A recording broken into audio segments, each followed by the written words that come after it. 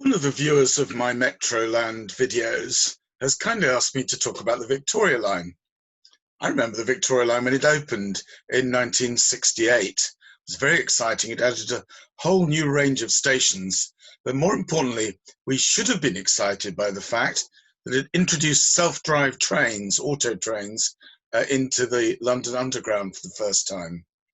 In fact, when they replaced them during 2013, this was the first time that an auto train had been replaced successfully by another one.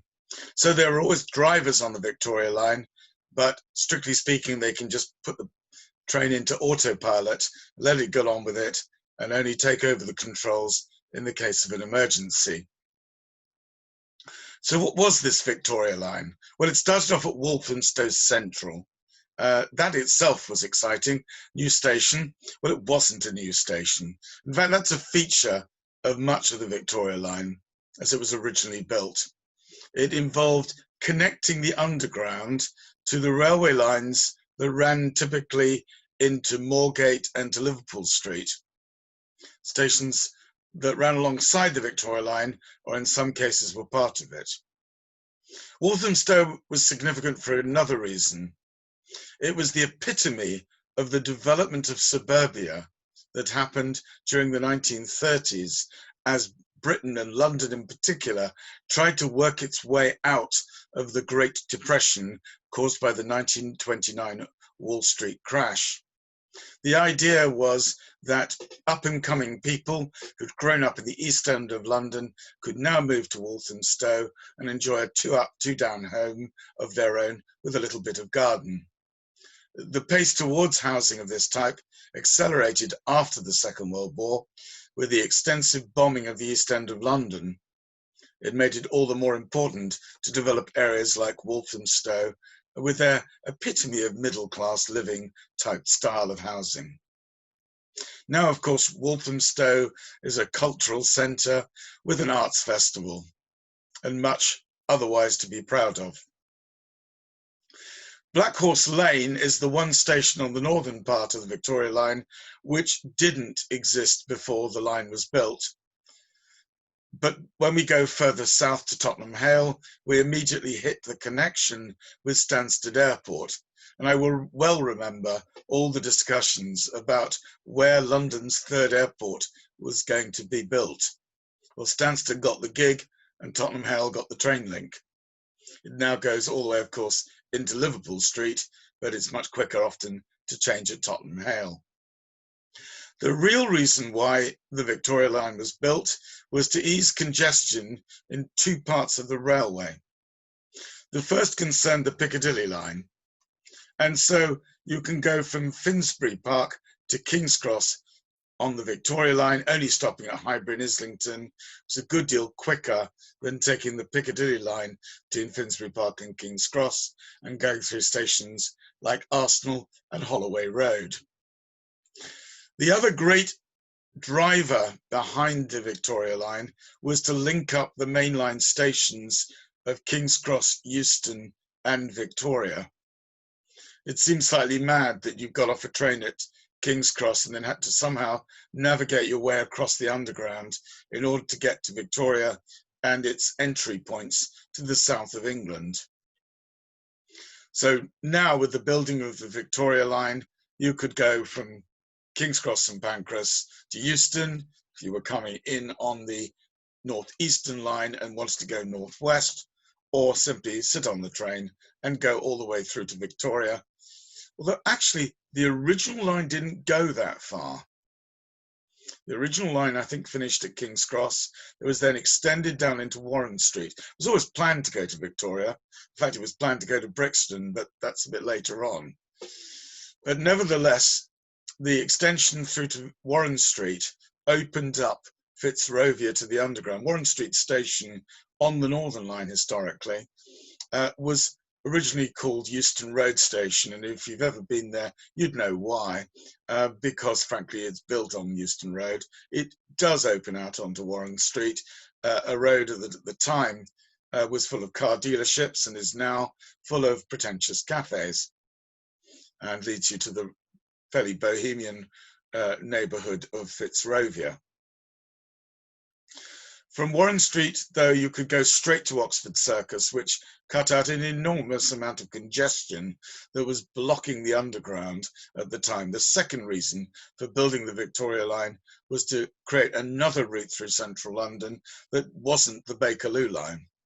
You have to remember that in the late 1960s, the Jubilee line didn't exist. The Bakerloo line was the line that it is currently, with the two branches, one now the Jubilee line up to Stanmore, and the other one up at the time to Watford Junction, now up to Harrow and Wealdstone.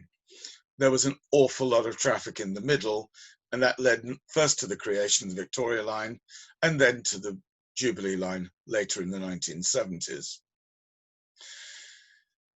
As we go away from Oxford Circus, we run to one of my favourite stops, Green Park, partly because it was very, very proud of winning Loo of the Year a couple of years running.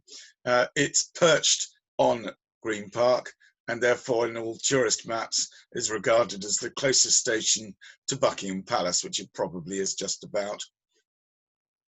Next to Green Park is the glorious Ritz Hotel, where students like me were persuaded by those who should have done better or known better that it was a good place to take our friends out to tea. I think in the late 70s, early 80s, the Ritz thought it ought to try and attract a younger clientele, and it did so by offering a slightly cut price version of tea, as long as you wore a tie. So we all piled in there and lowered the tone accordingly until they reset the prices. Green Park Station is just around the corner from the area of St James, which has its exotic shops where you can go and buy a hat where Wellington once bought his, locks, and eventually end up at St James's Palace, a fairly elderly palace of Tudor origins, which Prince Charles really regards as his office. There are lots of other interesting buildings off the side of Green Park as you walk down to Buckingham Palace.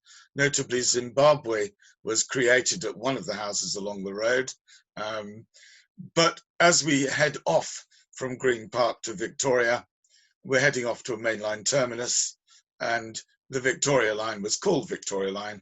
Well, because it was the railway was originally aimed at that station. There were a number of other possible names given to the line, but Victoria seems to have stuck somewhere along the line. As the line heads southwards, we come to Pimlico, one of the very few lines or trains on stations on the line which was actually developed specifically for the Victoria line. You have to remember when it was built around 1970, there was no train station that belonged to the Jubilee line at Westminster. There was simply the Circle and District lines sort of going around the southern end.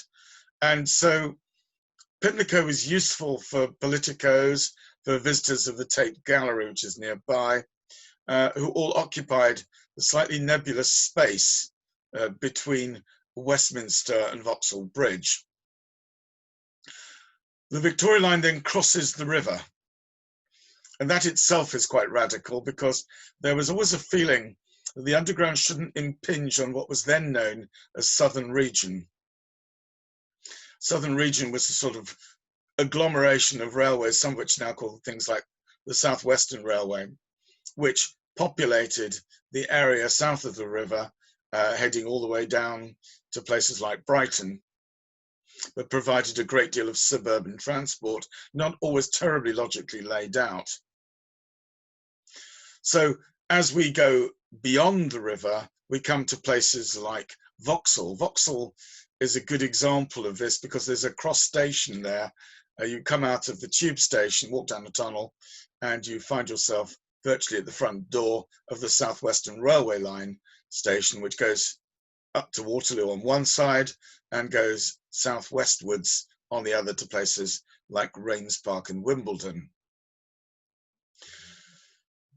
Finally, the line ends at Brixton. It goes through places like Stockwell, which are trendy up-and-coming parts of South London. But Brixton it's astonishing did not have a tube station until 1972, when the Victoria Line was completed. Astonishing because Brixton has long been, or had long been, a cultural centre for the Jamaican community in London. People who arrived with the Windrush, who were keen to find work, headed to the Labour Exchange in Brixton and often found accommodation in that area in the 1950s. It developed from it the fabulous Brixton market that's still very much with us, and many grievances between the local population and the police, who had a very touchy relationship, resulting in the Brixton riots of 1980, and a variety of policing measures designed to solve the problems of racism that never really resolved themselves until the Stephen Lawrence affair, many years later, drew attention to the institutional racism in the Metropolitan Police, which residents of Brixton have been happily rioting about in the early 80s to try and draw attention to the problems, while incidentally letting a friend of mine's mum, who was impeccably white Anglo-Saxon Protestant, get through the line to do her shopping in Brixton Market on her bicycle. It was a sort of friendly riot of a sort. Very strange. But then Brixton is that way. You can find yourself in the middle of some superb jazz. And before you leave, before Brixton leaves its origins, you should go there. It is starting to become positively yuppie as people realize that the Victoria Line provides a very useful link into town. And while the housing isn't fabulous, there is some excellent parkland, notably the Brockley Park, which I strongly recommend to virtually everybody. Delightful place with its Lido, where you can go swimming in the summer. So we have finished our journey at Brixton. Perhaps we should finish in the company of one of my heroes who lived out his last years there. C.L.R. James wrote a book called Beyond the Boundary, but that's not all he's famous for. He was originally a Trinidadian who came to Britain, to Lancashire, with his dear friend Leary Constantine, as Constantine sought to make his way in Lancashire League cricket. James was a writer who could play a bit of cricket too, and was a Marxist, and his great book, Beyond a Boundary, poses the question, what do they know of cricket who only cricket know? There was a lot more to James than that.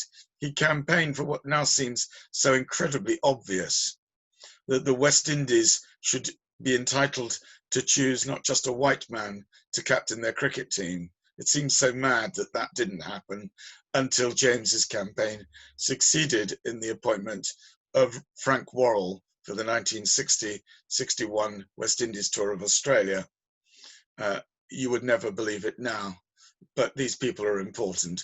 And we leave you with C.L.R. James in his poky little flat in Brixton, recording a fascinating television interview that I remember watching with Mike Brearley, the England captain of the day, as they discussed politics, philosophy and cricket, an appropriate combination for the end of the Victoria Line.